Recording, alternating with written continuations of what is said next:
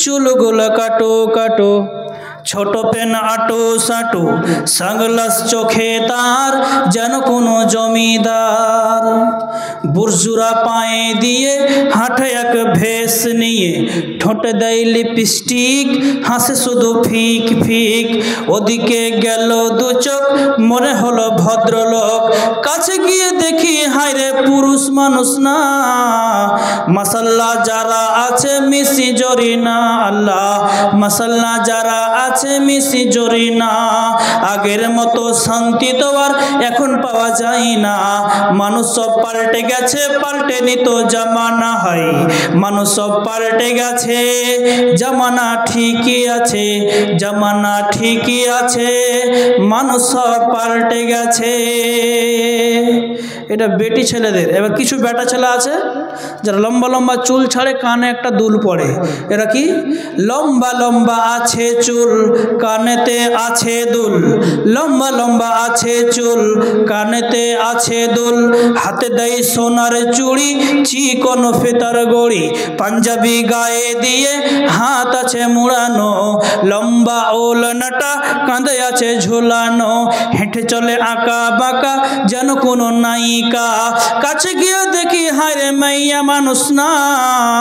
এটা হলো আমাদের পাড়ার মিস্টার সোহেল রানা, এটা হলো আমাদের পাড়ার মিস্টার সোহেল রানা। হে আগের মতো শান্তি তো আর এখন পাওয়া যায় না, মানুষ সব পাল্টে গেছে, পাল্টেনি তো জামানা হয়। মানুষ সব পাল্টে গেছে, জামানা ঠিকই আছে, জামানা ঠিকই আছে, মানুষ সব পাল্টে গেছে। এবার স্কুলে ছাত্ররা কেমন করে? মোটা বই আছে হাতে, কলমটা আছে সাথে। মোটা বই আছে হাতে, কলমটা আছে সাথে।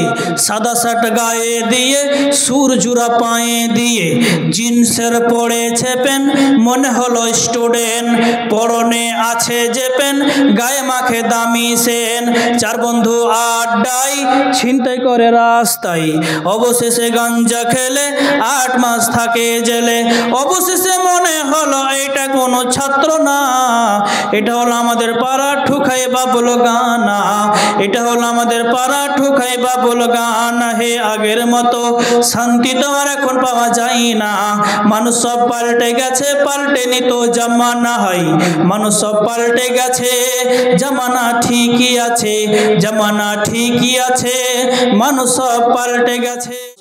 ফজরের নামাজের পরে মুসাল্লিদেরকে বললেন, ও মুসাল্লিরা তোমরা বসে যাও, তোমরা এখানে বসে যাও, কেউ পালাবে না, তোমরা চুপচাপ বসে যাও। সকলে বসেছিল, আমিও বসে গেলাম। আর ওই দিন ওই মৌলভী সাহেব বলছে, ইয়াউমা তুবলা শারাইরু ফামা লাহু মিন কুওয়াতিন ওয়ালা নাসির। হে পৃথিবীর যুবক যুবতী, হে পৃথিবীর মানুষেরা তোমরা শোনো, তোমরা গোপনে যে কোনো জায়গায় গুনাহ করো না কেন, মেলাতে হোক না কেন, হাটে হোক না কেন, বাজারে হোক না কেন, কোনো জায়গায় কোনো জমির ভিতরে হোক না কেন, যেখানে তুমি গুনাহ করো না কেন, আমি আল্লাহ পাক রব্বুল আলামিন ওইগুলোকে রেকর্ডিং করে রেখে দিয়েছি। আর ওই রেকর্ডিং গুলো সেই দিন তোমার কুকর্মের কাজগুলো, সেই দিন তোমার গুনাহের কাজগুলো। আজকে এই মসজিদের উন্নতি গল্পে জলসা হচ্ছে, বাজারে তুমি ঘোরাঘুরি করছো, বোন আমার তুমি শোনো, ভাই আমার রে, ও যুবক ভাই তুমি শোনো সেই যুবকের কথা, এই যুবতীর কথা। ওই যুবক এবং যুবতী কেমন করে কাজ করেছিল বলা হলো, ওই কাজটা তুমি যেখানেই করো না কেন, যে কোনো জায়গায় করো না কেন, ওই গুনাহের কাজগুলোকে আল্লাহ পাক রব্বুল আলামিন কিয়ামতের দিন সিসি রেকর্ডিং যেমন রেকর্ডিং করে দিয়ে আল্লাহ পাক রব্বুল আলামিন পর্দায় দিয়ে দিবেন। আর কোটি কোটি নয়, আল্লাহ পাক রব্বুল আলামিন বলছেন ওয়া মা হুম আনহা বিগায়বিন, পৃথিবীর কোনো মানুষ অনুপস্থিত থাকবে না। আজকে আপনি যদি বলেন মেলাতে ঘুরে সময় কাটিয়ে দিব, জলসার মাহফিলে বসবো না, বাড়িতে ঘুমিয়ে যাব, কোনো অসুবিধা নাই, স্কুল গেলাম না, ইউনিভার্সিটিতে গেলাম না, কলেজে গেলাম না, আমি আজকে ছেড়ে দিলাম, এগুলো বাদ দিয়ে দিলাম, না না, আজকে আপনি বাদ দিতে পারেন, কিন্তু কিয়ামতের দিনটা এমন একটা দিন হবে, ওয়ামা হুম আনহা বিগাইবিন, সেই দিন কোন মানুষ অনুপস্থিত থাকবে না। সেই দিন তোমার কুকর্মের কাজগুলো, গুনাহের কাজগুলো, কোথায় কিভাবে কি অবস্থায় কোন হালাতে পাপ করেছো, গুনাহ করেছো, ওই গুনাহগুলোকে সেদিন দেখা হবে। তুমি বারবার বলবে থামিয়ে দাও, কেউ থামাবে না। তাহলে কি লাভ? মেলাতে ঘুরে কি লাভ? যে আমার সমস্ত পাপগুলো, কোটি কোটি মানুষ, বরং আদম আলাইহিসসালাতু ওয়াসসালাম থেকে নিয়ে কিয়ামত হওয়া পর্যন্ত যে বাচ্চাগুলো আসবে, এরাও দেখতে পাবে আমার এত নোংরা পাপটা, জঘন্য পাপটা এরা দেখতে পাবে। জি হ্যাঁ, অবশ্যই দেখতে পাবে। আল্লাহ পাক রব্বুল আলামিন আপনার এক চিন্দ পরিমাণ কোনো গুনাহ ছাড়বে না, কোনো নেকি ছাড়বে, প্রত্যেকটাকে ওজন করা হবে, সব কিছুকে ওজন করা হবে। আল্লাহ পাক রব্বুল আলামিন বলছেন, তুমি যদি যারা পরিমাণ কোনো নেকি করো কিংবা গুনাহ করো না কেন, ওই যারা পরিমাণ গুনাহটাকে, নেকিটাকে আল্লাহ পাক রব্বুল আলামিন সেই দিন রেকর্ডিং করে দেখিয়ে দিবে। কেমন করে সম্ভব হবে? মৌলভী সাহেব এটা বিশ্বাস হয় না।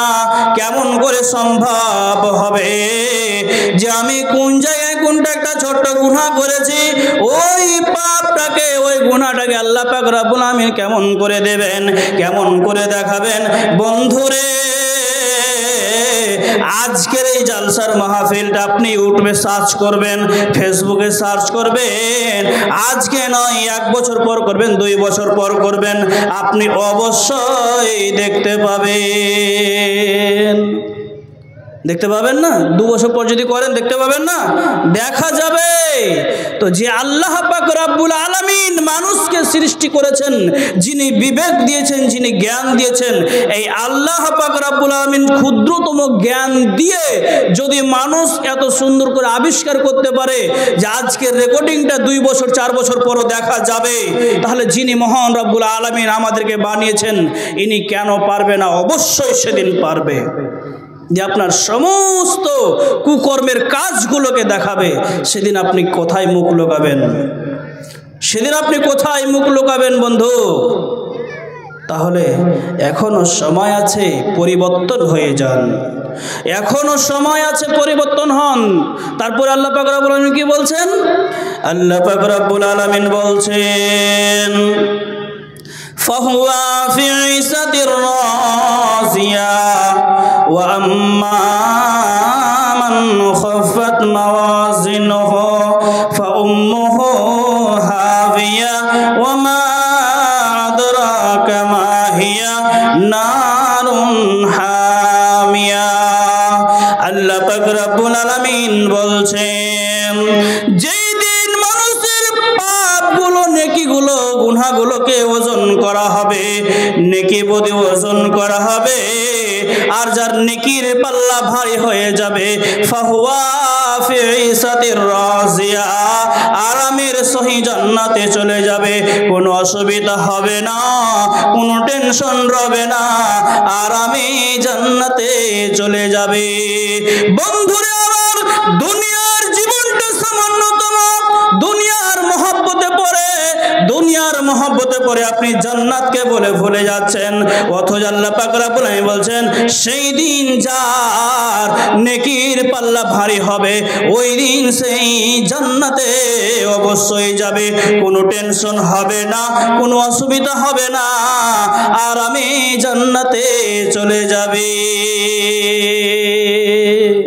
কোনো টেনশন নাই, আরামে জান্নাতে চলে যাবে যার নেকির পাল্লা ভারী হবে। আর যার গুরহান পাল্লা ভারী হবে, এ কোথায় যাবে? আল্লাহ পাক রব্বুল আলামিন তাও বলছেন فهو في عيشة راضية وأما من خفت موازينه فأمه هاوية যার নেকির পাল্লা হালকা হয়ে যাবে গুনার পাল্লা ভারী হয়ে যাবে যার নেকির পাল্লা হালকা হয়ে যাবে গুনার পাল্লা ভারী হয়ে যাবে আল্লাহ পাক রব্বুল আলামিন বলছেন ওই লোকটা হাবিয়াতে যাবে এই আল্লাহ হাবিয়া কি হাবিয়া কাকে বলা হয় আল্লাহ পাক রব্বুল আলামিন তারা বলেন নারুন হামিয়া আল্লাহর প্রজ্বলিত আগুন ওই আগুনটাকে বলা হয় হাবিয়া আর ওই তুমি হাবিয়া নামক তুমি জাহান্নামে যাবে বন্ধুরে আমার আমি দুনিয়ায় এতগুলি পাপ করেছি এতগুলি গুনাহ করেছি এই গুনাহগুলো কেমন করে মাফ হবে আল্লাহ রে আজকের এই জলসার মাহফিলে কতগুলো গুনাহ করলাম কতগুলো পাপ করেছি এই পাপগুলো কেমন করে ক্ষমা হবে কিভাবে আমার ক্ষমা হবে আমার বুঝে আসে না আল্লাহ পাক রব্বুল আলামিন বলছেন ইয়া আইয়ুহাল্লাযীনা আমানু তুবু ইলাল্লাহি তাওবাতান নাসুহা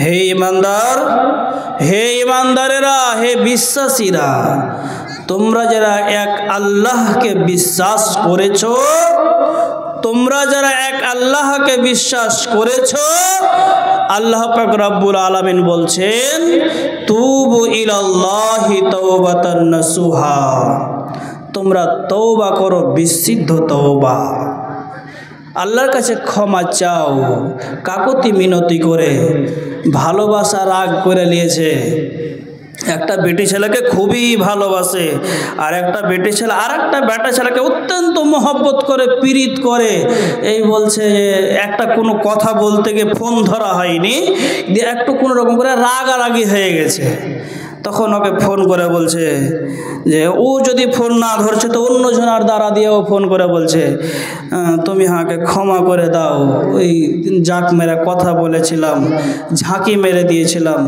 তোমার ফোনটা ধরতে পাইনি বাথরুমে ছিলাম তার জন্য এই জন্য কাকুতি মিনতি করছে কেন একটা ভালোবাসার সাথে কথা বলবে পীড়িত করবে তার জন্য ছেলেটাও তাই মেয়েটাও তাই এরা একে অপরকে মহব্বত করে বলে ভালোবাসে বলেই এরা কি করছে তো এরা একে অপরকে ক্ষমা চাওয়া হচ্ছে মাফ করে দাও ক্ষমা করে দাও আল্লাহর কসম কোনোদিন আর হবে না আল্লাহর কসম যা ভুল হয়েছে হয়েছে আর কোনো দিনই হবে না তুমি মাফ করে দাও ক্ষমা করে দাও এই জন্য বারবার কাকুতি মিনতি করছে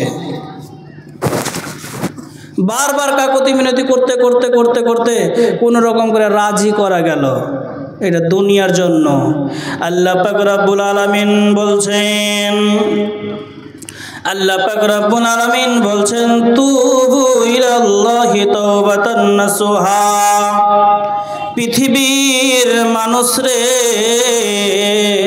হে ইমানদারেরা তোমরা ঈমান এনেছো তোমরা আমার কাছে তওবা করো ক্ষমা চাও আমি আল্লাহ পাক রব্বুল আলামিন ক্ষমা চাওয়ার জন্য বসে আছি নবী মুসা আলাইহিস সালাতু ওয়াস সালাম আল্লাহকে প্রশ্ন করলেন হে আল্লাহ আপনি আমাদের প্রতি রেগে আছেন আপনি আমাদের উপরে নারাজ হয়ে আছেন কি করে বোঝা যাবে কেমন করে জানতে পারবো আল্লাহ পাক রব্বুল আলামিন তাও বলেছেন নবী মুসা রে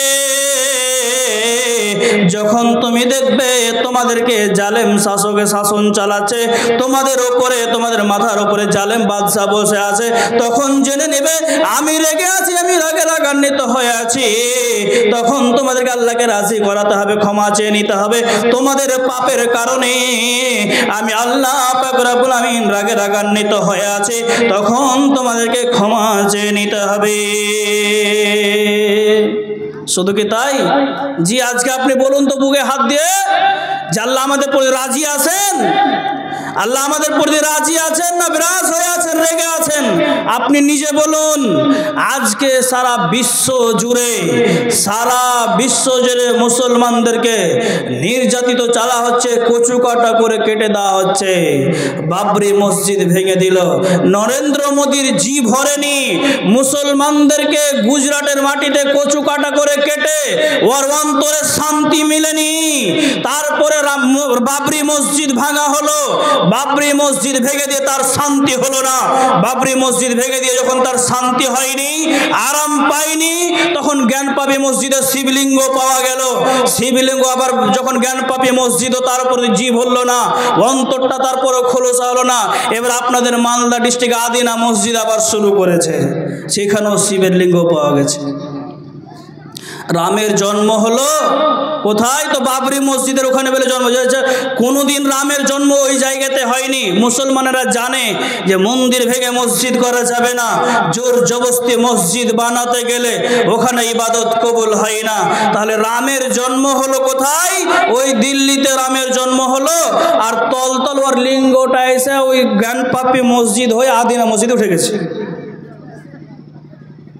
তাহলে এটা কি নির্যাতিত নয় মুসলমানের প্রতি? মুসলমান সচেতন হয়ে যান, এখনো সময় আছে, এখন আল্লাহর কাছে তওবা করুন, ক্ষমা চান। আল্লাহকে আবার বলছেন, হে আল্লাহ, আপনি আমাদের প্রতি রাজি আছেন, আপনি আমাদের উপরে খুশি আছেন। কি করে বোঝা যাবে? কেমন করে বুঝতে পারা যাবে? আল্লাহ পাক রব্বুল আলামিন নবী মুসাকে বলছেন, নবী মুসা রে, যখন দেখবে তোমরাই রাজ্য চালাচ্ছ, যখন দেখবে তোমরাই দেশ চালাচ্ছ, তখন জেনে নাও আমি তোমাদের প্রতি খুশি রয়েছি। তাহলে আল্লাহ পাক রব্বুল আমাদের প্রতি এখন রেগে আছেন, রাগান্বিত হয়ে আছেন। ভারতবর্ষ জুড়ে যখন ভারতবর্ষটা ছিল 33,000 বর্গ মাইল বড়, তখন ভারতবর্ষে মুসলমানেরা শাসন চালিয়েছে 1150 বছর। মুসলমান যদি ইচ্ছা করত তো একটা মুসলমানের বাচ্চাকে এই ভারতবর্ষের মাটিতে রাখা হতো না, উকুন মারা করে সবটিকে মেরে পরিষ্কার করে দিত। কিন্তু মুসলমান দয়ালু, মুসলমান ভালোবাসতে জানে, এদেরকে নবী মারতে শিখায়নি, অন্যায়ভাবে কাউকে মারতে শিখায়নি। তাই আজকে আমাদের প্রতি জোর করছে, আমাদের প্রতি অন্যায় চলছে। তাহলে এইভাবে এত নির্যাতিত চলছে। যোগীর রাজ্যে সেই মুসলমানদেরকে কচু কাটা করে বালুর তলে ভরে দিয়ে শেষ করে দিল। রোহিঙ্গার মাটিতে মুসলমানদেরকে মেরে শেষ করে দেওয়া হলো। আপনি বলুন কেন? কিসের জন্য? আপনার পাপের ফল এগুলো, আপনি গুনাহ করেছেন, এই জন্য আপনি এর শাস্তি পেয়েছেন। এমন কিছু পাপ আছে তার দুনিয়াতেও শাস্তি মিলবে, এমন কিছু গুনাহ আছে যা দুনিয়াতে আপনাকে শাস্তি দেওয়া হবে।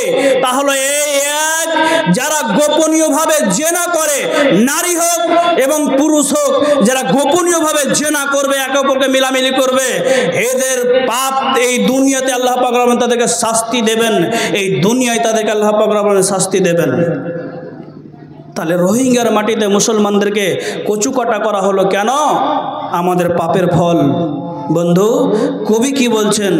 সীমান্তটা দাও খুলে দাও, সীমান্তটা দাও খুলে দাও, আসো করা এপারে, আর কিছুদিন থাকবে যেথা এই দুনিয়ার উপরে, আর কিছুদিন থাকবে যেথা এই দুনিয়ার উপরে। মুসলিম বলে নাই কি কোনো তাদের অধিকার? অন্যায় ভাবে হত্যা করে কেন বারে বার? সীমান্তটা দাও খুলে দাও, সীমান্তটা দাও খুলে দাও, আসো করা এপারে, আর কিছুদিন থাকবে যেথা এই দুনিয়ার উপরে, আর কিছুদিন থাকবে যেথা এই দুনিয়ার উপরে। লেগেছে আগুন, জ্বলেছে বাড়ি, পুড়েছে হাহাকার, মাটির দয়াল মেলে না কাফন, মেলে না গোরস্থান। লেগেছে আগুন জ্বলেছে বাড়ি পুড়েছে হাহাকার। মাটির দয়াল মেলে না কাফন, মেলে না গোরস্থান। সীমান্তটা দাও খুলে দাও, সীমান্তটা দাও খুলে দাও, আসো করায় পারে আর কিছুদিন থাকবে যেথা এই দুনিয়ার উপরে, আর কিছুদিন থাকবে যেথা এই দুনিয়ার উপরে। এইভাবে মুসলমানদের প্রতি নির্যাতিত চালা হয়েছিল। বন্ধু, এখন টাইম আছে, আপনি আল্লাহর কাছে গভীর রাত্রে উঠবেন। উঠার পরে আল্লাহ পাক রব্বুল আলামিন রাত্রে যখন প্রায় 12টা-1টা বেজে যায়, তখন আল্লাহ পাক রব্বুল আলামিন পৃথিবীর মানুষকে ডাক দিয়ে বলেন, কি বলেন? আল্লাহ পাক রব্বুল আলামিন বলেন, আল্লাহ পাক রব্বুল আলামিন বলেন, উদউনি আস্তাজিব লাকুম। কে আছো রে তোমরা যারা সকাল থেকে নিয়ে এই রাত্রি পর্যন্ত পাপ করেছো, গুনাহ করেছো? কে এমন রয়েছো যে তোমরা আমার কাছে ক্ষমা চাইবে? আমি আল্লাহ পাক রব্বুল আলামিন তোমাদেরকে ক্ষমা করার জন্য সপ্তম আসমান থেকে দুনিয়ার আকাশে নেমে চলে আসি। নবীজি বলছেন, যারা আল্লাহ পাক রব্বুল আলামিন ক্ষমা করার জন্য গভীর রাত্রিতে, অন্ধকার রাত যখন হয়ে যায়, রাত যখন গভীর হয়ে যায়, যখন সপ্তম আসমান থেকে রব্বুল আলামিন দুনিয়ার আকাশে নেমে যান, এবং দুনিয়ার আকাশে নেমে গিয়ে শুধু মানুষকে ডাক দিয়ে তাকে বলে, কই ঘুমায় না, ঘুমিয়ে যাবে না, উঠে যাও, উঠে যাও। আল্লাহ বলেন, উদউনি আস্তাজিব লাকুম। কে আছো যারা দিনের বেলায় পাপ করেছো, গুনাহ করেছো? গুনাহ করতে করতে করতে করতে জমিন থেকে নিয়ে আসমান পর্যন্ত ডাকিয়ে দিয়েছো, নিচে আসমান পর্যন্ত চলে গেছে। কে এমন আছো তোমরা আমার কাছে ক্ষমা চাইবে? আমি আল্লাহ পাক রব্বুল আলামিন ক্ষমা করার জন্য দুনিয়ার আকাশে নেমে এসেছি, তোমরা ক্ষমা চাও। কেমন করে ক্ষমা চাইবেন? আল্লাহর কাছে কেমন করে ক্ষমা চাইবেন?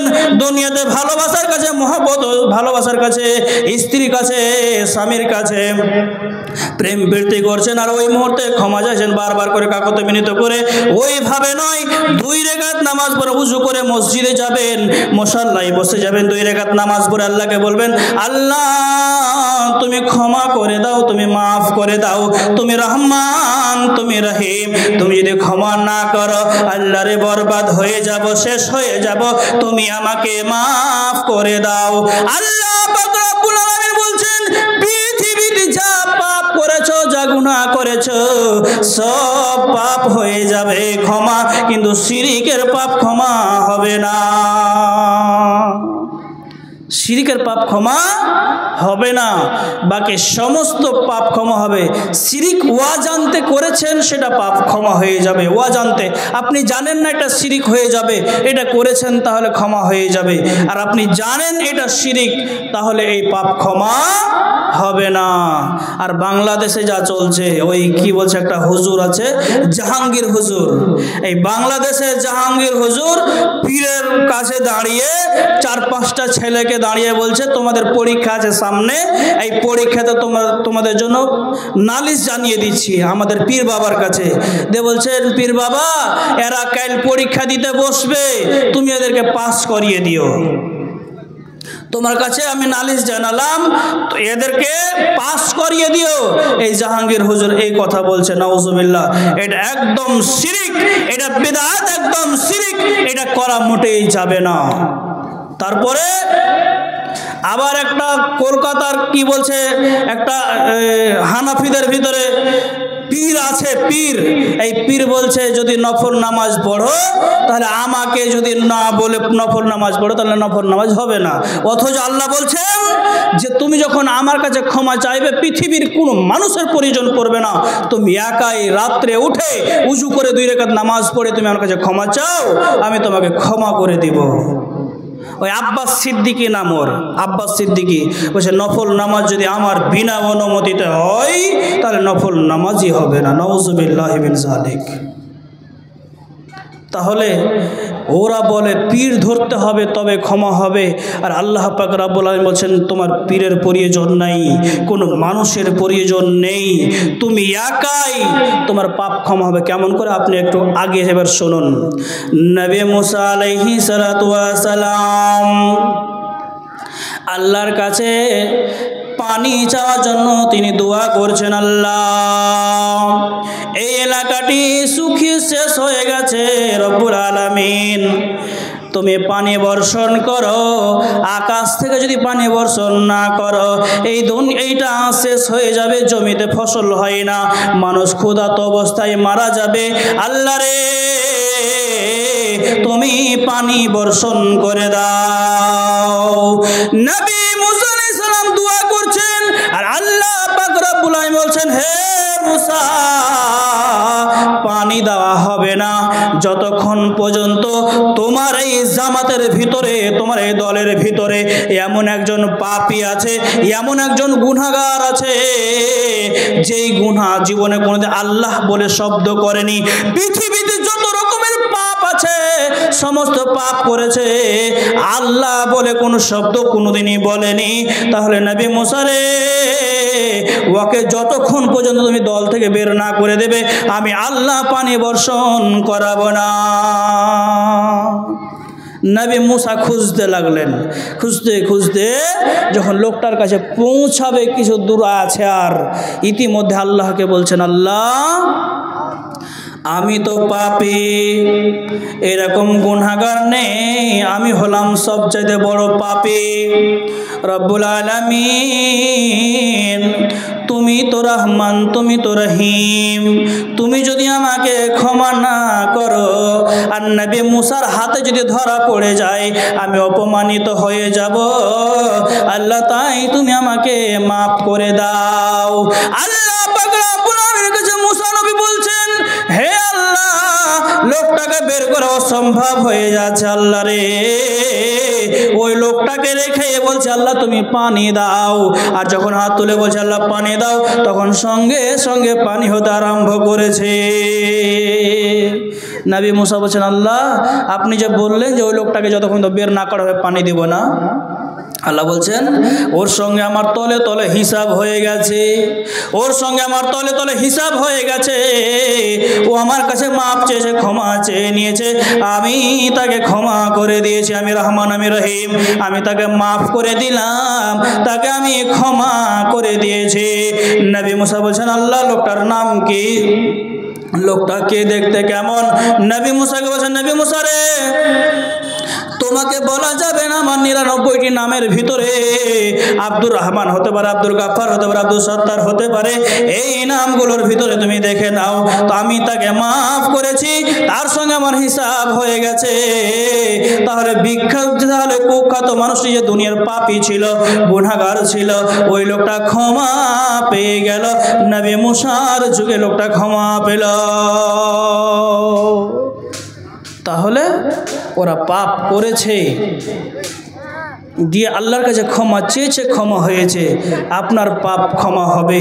আপনি পাপ করেছেন, গুনাহ করেছেন, গুনার প্রচুর করে দিয়েছেন, এই জন্য জাহান্নামে আপনি জি না, আপনি পাপের কারণে জাহান্নামে যাবেন না। আপনি গুনাহ করেছেন তার জন্য আপনাকে জাহান্নামে আল্লাহ দেবে না। কেন জাহান্নামে দেবে? আল্লাহ বলছেন ওয়া উলাইকা হুমুল গাফিলুন। আল্লাহ পাক রব্বুল আলামিন বলছেন যারা গুনাহ করেছে কিন্তু আমার কাছে ক্ষমা চায়নি, যারা পাপ করেছে আমার কাছে ক্ষমা চায়নি, ক্ষমা না চাওয়ার কারণে সে জাহান্নামে যাবে, আর ক্ষমা চেয়ে নিয়ে সে জাহান্নামে যাবে না। আল্লাহ পাক রব্বুল আলামিন বলছেন, নবীজি বলেছেন হাদিসে কুদসিতে আছে আল্লাহ পাক রব্বুল আলামিন বলছেন, যদি এই আদম সন্তান পাপ না করত এদেরকে ধ্বংস করে দিতাম, শেষ করে দিতাম, দিয়ে আমি অন্য জাতি পাঠাতাম যারা পাপ করবে আমার কাছে ক্ষমা চাইবে। তার মানে আল্লাহ পাক রব্বুল আলামিন পাপের কারণে জাহান্নামে দেবেন না। কেমন করে? যখন আল্লাহ পাক রব্বুল আলামিন আদম আলাইহিস সালামকে বানালেন, তখন আল্লাহ পাক রব্বুল আলামিন বলেন, ও আসমানের ফারিস্তারা, তোমরা এসো, সবাই আদমকে সাজদা করো, সবাই আদমকে সাজদা করো। সবাই আদমকে সাজদা করলো, ইল্লা ইবলিস। ইবলিস সাজদা করলো না। ইবলিস সাজদা করলো না, অহংকারে তরুণায় থেকে গেল, ক্ষমাও চাইল না। আর আদমকে বলছেন, আদম ওয়ালা তাকরাবা হাযিহি সাজরা ফালা তাকরাবা হাযিহি সাজরা ফাতাকুনা মিনাজ জালিমিন। আদম রে, তুমি জান্নাতে যা আছে সব তুমি ভোগ করো, জান্নাতের মধ্যে যা আছে সবই তোমার জন্য রয়ে গেল। আদম শুধু জেনে নাও, ফালা তাকরাবা হাযিহি সাজরা, ওই সাজার গাছের কাছে যাবে না, ওই সাজার গাছের কাছে যাবে না। যদি ওখানে চলে যাও, ওই ফল খেলাও, তোমাকে জালেমদের অন্তর্ভুক্ত করে দিব। আদম আলাইহিস সালাম ভুল করলো, গাছের কাছে চলে গেলেন, জান্নাতি পোশাক খসে পড়ে গেল। আর যখন জান্নাতি পোশাক খসে পড়ে গেল, তখন আদম বুঝতে পারলেন, আমি ভুল করেছি, গুনাহ করেছি, আমি অন্যায় করেছি, আমি পাপ করেছি। তখন সঙ্গে সঙ্গে করলেন কি? আদম বলছেন, রব্বানা যালামনা আনফুসানা ওয়া ইল্লাম তাগফির লানা ওয়া তারহামনা লানাকুনান্না মিনাল খাসিরিন। হে রব্বুল আলামিন, আমি পাপ করেছি, আমি গুনাহ করেছি, আমি জুলুম করেছি, আমি অন্যায় করেছি। আল্লাহ, তোমার কথা মানিনি, তোমার কথা শুনিনি। আল্লাহ, তুমি আমাকে ক্ষমা করে দাও। তুমি যদি ক্ষমা না করো, আমি বরবাদ হয়ে যাব, আমি শেষ হয়ে যাব। আল্লাহ রে, তুমি আমাকে মাফ করে দাও। আদম আলাইহিস সালাম বারবার ক্ষমা চাইলেন। আদম আলাইহিস সালাম ক্ষমা পেয়ে গেলেন। আর ইবলিস ক্ষমা পেল না। আদম আলাইহিস সালাম ক্ষমা চাইলেন, তিনি ক্ষমা পেয়ে গেলেন।